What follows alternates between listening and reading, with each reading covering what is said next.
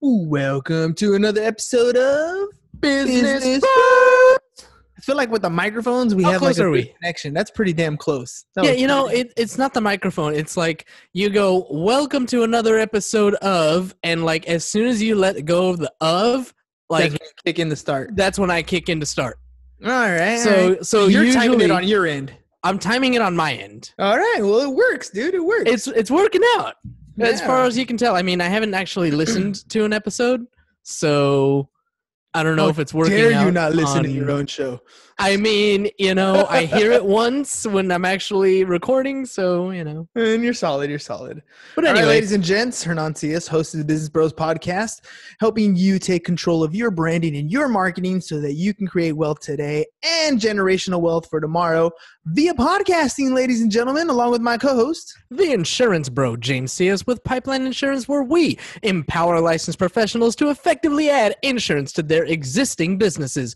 And boy, oh boy, do we have another ready to go rock and roll awesome episode for all of you today. We had an awesome guest that was going to be on the show with us, but instead, you get the Business Bros. As a consolation prize, As a consolation prize. you get to I don't hang out know, with I- us. You know, our wives like us, so, you know. Eh, somewhat. Mom likes some us. days, most Some of the time. days. Most of the time, you know. I like you and I love you. Oh, all in one. Yeah. Oh. Oh, have you seen that's from Parks and Rec? Oh, so No, good. I haven't watched that So show. good, so good. Such a great show. Oh, But, dude. Happy Passover. Happy Passover, okay? I didn't- Yeah. Yeah, I didn't know it was. So this morning I was on the 5 a.m. call with Eric and the rest of my 5 a.m. crew. Shout out to Eric and Ollie and all the Justice Leaguers. Yeep, yeep. But Eric was saying that today's Passover, and I'm like, oh, well, I'm not Jewish, so I wouldn't know. But he told us, so now I know. So I was like, That's oh, cool. make sure you say Happy Passover to people. So I was like, okay, Yeah. I got to make sure I say it today. I don't have to paint blood on my doors or anything, right? I don't know how it works, dude. I don't know. I don't know what I it's mean, all that's about. the original story, but Oh, that's the parable that goes with it. it's not a parable. It's like, Well, I kind of consider pretty much everything in the Bible like parable-ish. Like, Okay, I don't I know if it guess, fair actually happened that way or not, but I mean, okay, that's the story, right? That's the story. That's the Okay. story. So like parable is totally like a made up. It's like Aesop's fables, okay, yeah. right? That's a parable. It's like a story that was made up to teach a lesson. So whereas this is An actual actual story. part of canon, Somebody- if you will. It's somebody's first-hand experience. Yeah, it's the canon story. The canon story. Yeah. I mean, Like Star Wars, right? Star Wars is the original trilogy, New Hope, Empire Strikes Back, Return of the Jedi, and then they came out with the prequels, but like in between the original trilogy and the prequels, people wrote all kinds of books. Right? There was like a ton of Star Wars books, but none of them were canon. So they become canon when like Lucasfilm says, yes, okay, this actually happened in the Star Wars universe. it got the blessing. Pun You got the intended. blessing, right? So like the original Clone Wars cartoon was taken out of canon by Disney, and they redid the Clone Wars cartoon that we see now. Oh, no, that's Yeah. see, you know So stuff. so the Passover, that was canon. That was Bible canon. Okay, Whereas okay. parables are like stories that were, to teach a lesson. Okay. I mean, they're in the Bible, but Stories are exactly what we need when we want to share information today. That's like essentially not biblical per se, but that's essentially what we're doing with podcasting. We're telling It is. stories, but they're not. Well, some podcasts have parable stories where they make stuff up, right, to tell us to make sense, but Sure. to like send a message, like the moral of the story. Like if you had a podcast show with nothing but Dr. Seuss stories, those are all like essentially parables-ish. yeah, or They're fables, made up, or whatever. I fables, mean, whatever. I don't know. Paul Harvey's The Rest of the Story, that was kind of, But those like actually happen, right? So that's the See, like, so that's canon then. yeah. So that's a little bit different. See, that's why I teach math. I don't know, man. 1 + 1 is 2. That's it. Whatever. There's no doubt about that. You can't argue it. It's true. Oh, it's Too true. funny. It's true. Oh, it's true. It's true. Speaking of that, right? So supposedly WrestleMania happened, and they had nobody in the stands. did not realize that. I would have thought that they would have just canceled it, but like you said, it's still entertainment television. So, Dude, I don't know. I've gone to wrestling events live, and they're cool.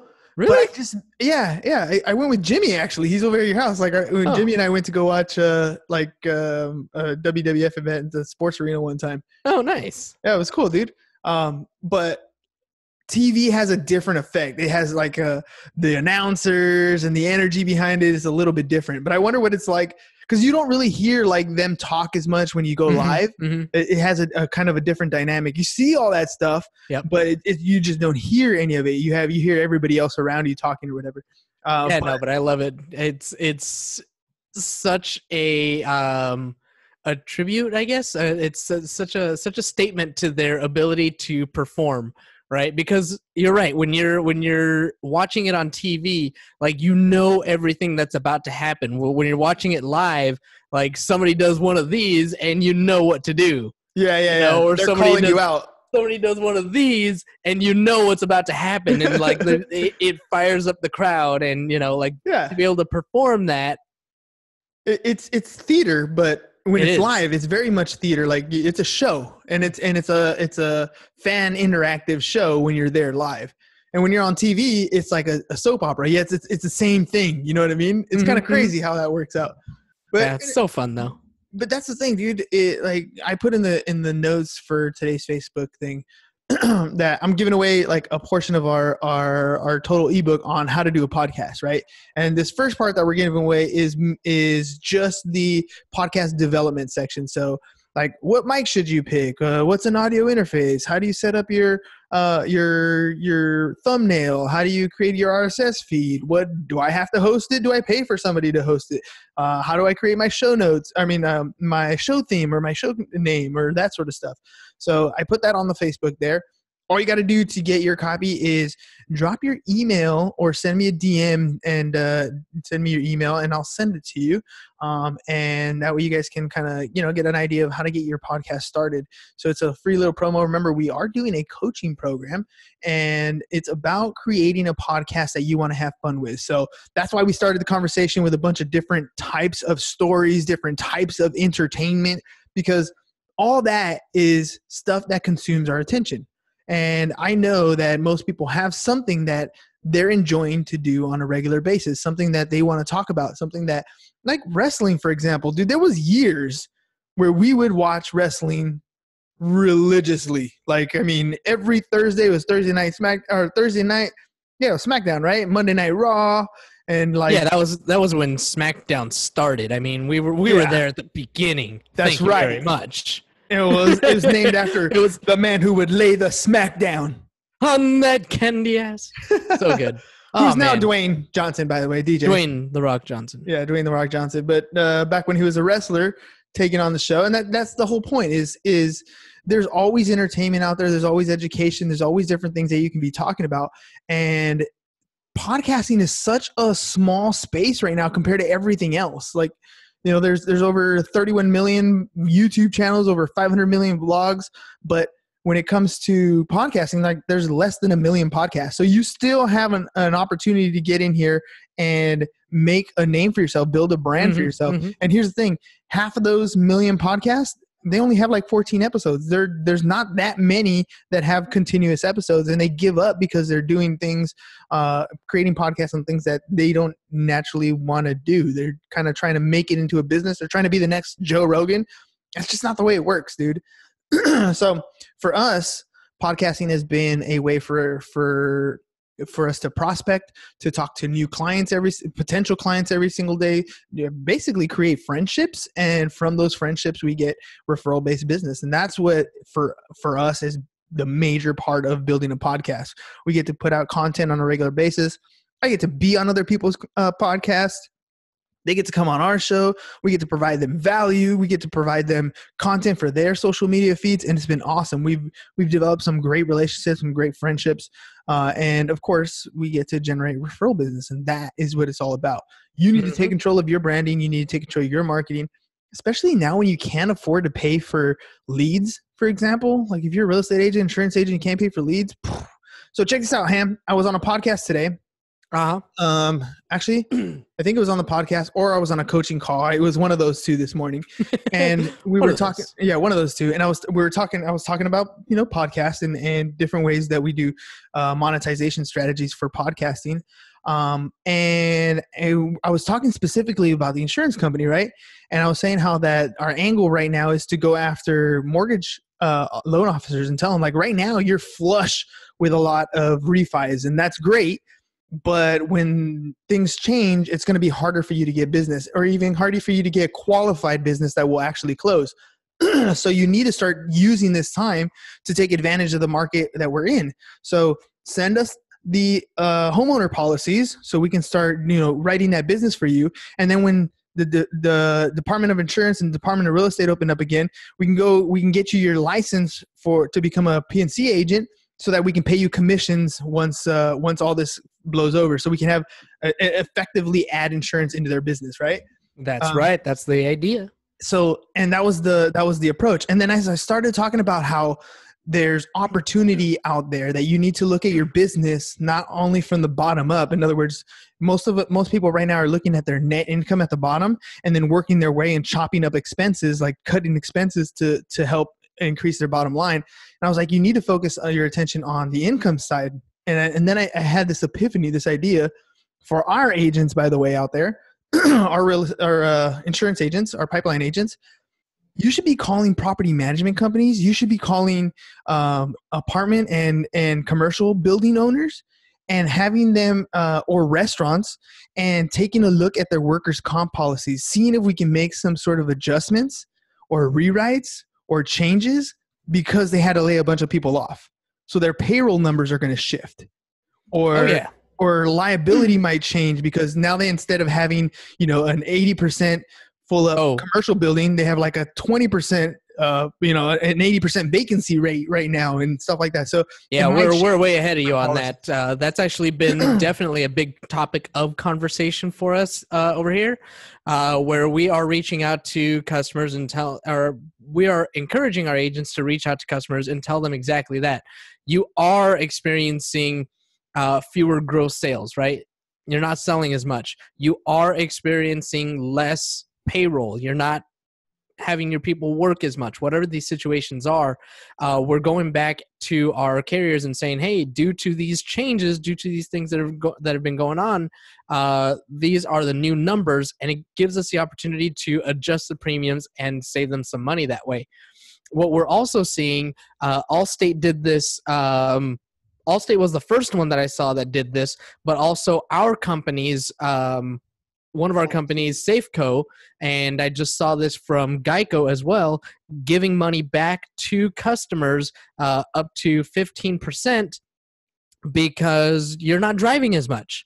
So if you're just out there and you don't have one of these three companies that I just named, Allstate, Safeco, Liberty Mutual, or Geico, call your company. Tell them, hey, I'm not driving as much, so my annual miles have gone from 13,000 like I expected. I'm not driving. I haven't been driving for a month. I'm not going to be driving for the next couple of months. I think that I can bring that down to maybe 10,000. Save yourself some money that way. And that's the beauty of having a platform like a podcast, where you can start sharing this information with your audience on the podcast. And not just that, like we can take this episode, cut that little segment up, and that's a piece that's important enough to go on our Facebook, on our Instagram, to get that information out there. And that's the beauty of having a podcast. It's constantly being able to put valuable and relevant information in front of your audience.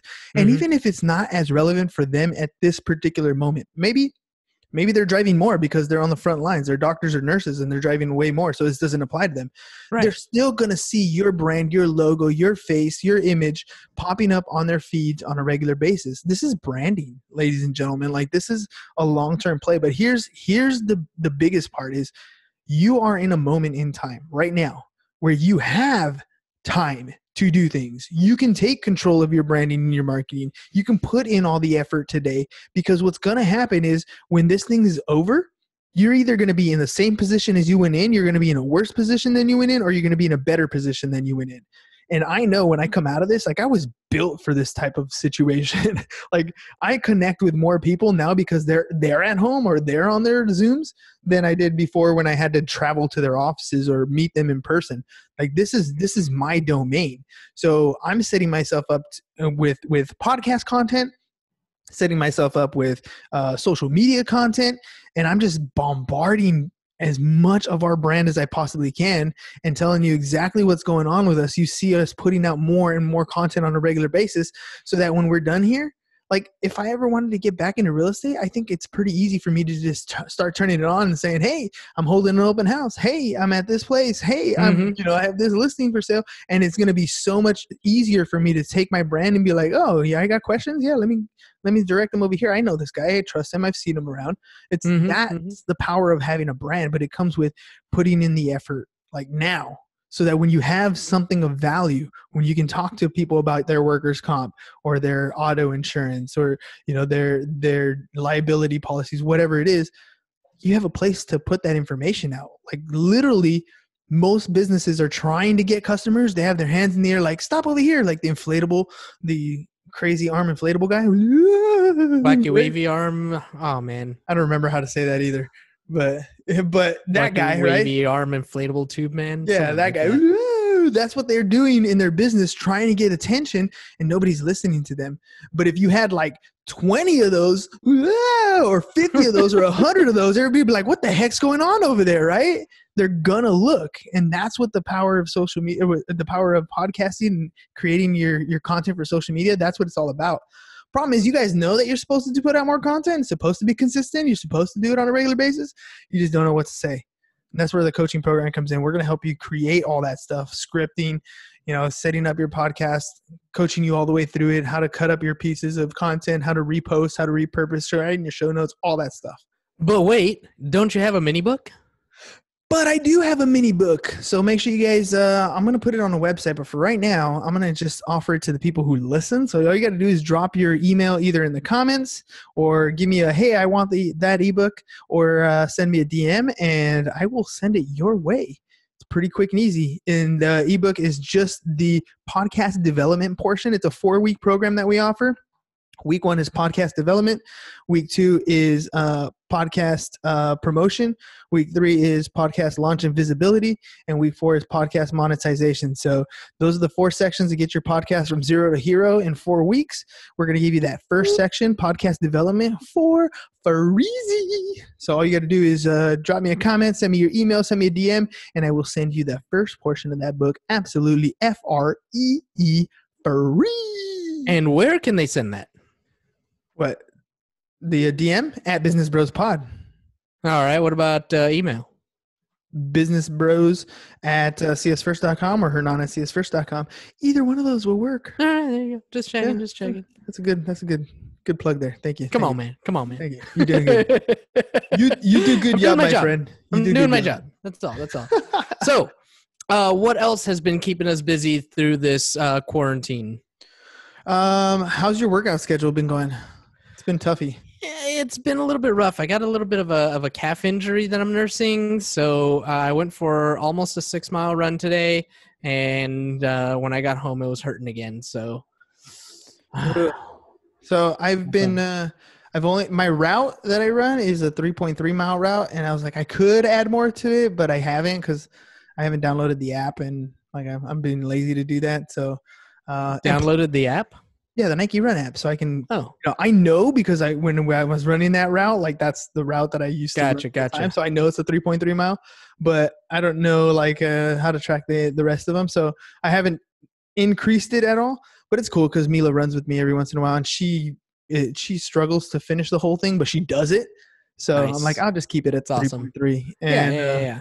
But I didn't run yesterday because of the rain. I used it as an excuse. Because actually when it was my time to run, it wasn't raining. Yeah, I was going to call you out on that yesterday, but I could have gone, but I used it as a cop-out excuse. But I'm still with my 200 push-ups, 200 sit-ups in the morning. That's amazing. So yeah, that's. You were telling me after the podcast yesterday, you're doing, you're still waking up at 5. and your Yes. first 4 hours of the day are like super productive. You get your Yeah. 200 push-ups and 200 sit-ups knocked out, and what else are you doing? Like So and by so 9 o'clock, you said you go out to make breakfast for the kids, but like you've already been working solid for 4 hours. yeah, dude, like I got most of my stuff done that I need to do for the day by 9 o'clock in the morning. So It's like those amazing. first 4 hours, like it's intentionally planning out your next day, right? So I have my to-do list and I wrote it as a priority. Like these are the things I need to get done. And I just start from the top and Nice. so I'll crank it out and that thing's done. And then the next thing's done. And I knock out like 2 or 3 of those things on my list. And then I have the rest of the day to do whatever it is that I want to do productivity wise. So sometimes, like today, I had a lot of guest appearances. I was a guest on other people's shows, or I had coaching calls with people, to help them with their podcast, or stuff like that. That was going on today. I had a lot of that. But on other days when I don't have that, then it's like I'm watching some of our videos and creating additional content for social media, or I was working on the ebook and the course for some time there. So I've been cranking out some stuff, and that's my agenda here, is to try to continue to stay that kind of productivity, like to keep Yeah. that productivity level pretty high. Because if I want to, I could be done at 9 o'clock and just like Netflix the rest of the day. But instead, I'll continue to go till about 4 o'clock. Usually when I'm done with the podcast, like after this, I'll go for a run and I'm pretty checked out after that. Yeah. 'Cause That's cool. that's the end of the day. So it's funny. So my schedule has actually shifted. So when I was going to the office and everything, I was getting up at 4:30 in the morning, doing my morning meditation, going for a run, like doing all these things early in the morning. And by like 7, 8 o'clock, I mean, by 8 o'clock, when I was getting ready to leave for the office, I'd already, ran and meditated and had a nice, good breakfast and like everything. Like my morning was starting off really strong that way. But ever since, I'm not going to the office now, and Vanessa's not going to work either, it's a lot easier to just stay in bed longer. Mm-hmm. So I haven't been up early, right? I've been getting up between 6:30 and 7, right? But I'm staying here at my desk and working until 8:30, 9:30, somewhere around there. Like You're still using your hours in the day, the same amount of hours. They're just different hours. They're just different hours. Yeah. So it just shifted, and like it took me a little while to be okay with that, because I have like this belief that in order to be effective, I have to be up early in the morning. You know what I mean? But you have a different lifestyle. Like it's you and Ness. Like if you need to do work, you just tell her, "Hey, I'm going to work," and then she's like okay with that. Like I have little kids, and like so I need to get as much done before they even wake up. Right, You know what I mean? So that totally is my different. productivity time. Because at the worst case scenario is I'm done at 9 o'clock, and now I have to spend the rest of the time helping the kids out. That's worst case scenario. But luckily, Rosa's here and she helps. She does a lot of that. But if I had to, like, it would be okay. I would still get most of my productivity done, and still have time to do all that. So it's like it's like for me, it's like that. That's like the casino time. That's bonus money right there. You know what I mean? Like that's. I just happen to get up at that time, and I'm effective. I get my workout in. I get my work done, and then everything else is cake. Like that's the cherry, the icing on top. Like it's bonus. Yeah. No, it's just it's different to. It's interesting to see the way that things have changed, and it definitely was a struggle for a little while. For me, it was definitely something that I had to come to terms with, to like allow myself to say, you know what, it's okay if I'm not getting up at 4:30, 5 o'clock in the morning. Hell yeah, I'm my own worst critic all day, every day. And it took me a little while to just be okay with not waking up super early, and understanding that I'm really just transferring those hours to late night work. And I am like, and I feel like I'm actually getting a lot done. So it just depends on when you're going to have your peak performance, whatever that's going to be. So, I could be 100% honest. If it wasn't for my 5 a.m. club, waking up at 5 a.m. to be on a call with them, like a Zoom call at 5 a.m., I probably would have slipped into that too. Yeah. It's Be easy to. Dude, super easy. Like, It's easy to. yesterday, so we had Zoom technical issues, right? And I knew it hadn't been cleared up. So yesterday I was like 99% sure when I got up and tried to use that Zoom link, it wasn't going to work. So I remember sitting up on my bed, and I remember coming to this chair and sitting down, and I was like, I'm going to go back to bed. I'm going to go back to bed. I'm going to go back to bed. And then I was just like, no. Like, like my alarm went off, and it was, the push-up time, and I was like, just do it. And then after that, it was like, well, I got a call coming in at, I got a coaching call that I have to start at 8:00. So, forget it. I'm not going to go back to bed. And then I was fine. You know what I mean? Like, I pushed through. But there's those times, dude, where, like, you could be easily time to go to bed and just pass back out. It's easy.